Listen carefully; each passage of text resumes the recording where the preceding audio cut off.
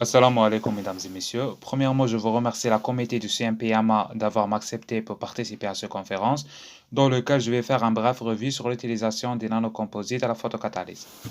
L'utilisation des nanostructures à la photocatalyse a ouvert un champ de recherche très vaste pour développer la science de l'environnement.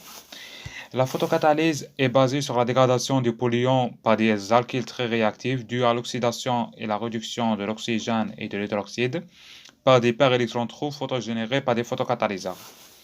Les recherches dans ce domaine ont pour but de résoudre les problèmes de ces photocatalyseurs, tels que la restriction du domaine d'absorption des matériaux dans le spectre électromagnétique et la recombinaison très vite des électrons photogénérés, et l'utilisation des nanostructures comme des photocatalyseurs pour réduire l'impact de ces deux problèmes.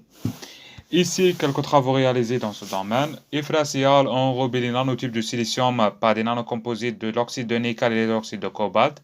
Ils ont arrivé à dégrader 100% de rhodamine à 1 heure. Brahit et al. Ont modifié les nanofils de silicium par des nanoparticules d'argon et de cuivre pour dégrader le bleu de méthylène. Belabed et al. Ont enrobé les nanotypes de ZNO par la polyallyline pour dégrader l'orange 2.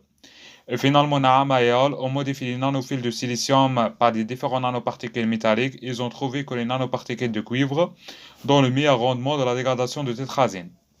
Finalement, l'utilisation des photocatalyseurs à base de nanocomposites peut élargir le domaine d'absorption des photocatalyseurs dans le spectre électromagnétique, mettre une zone de charge d'espace qui sépare les électrons et donc augmenter leur durée de vie, augmente la surface spécifique, ce qui améliore les performances de ces photocatalyseurs. Ça, je vous remercie chaleureusement pour votre attention.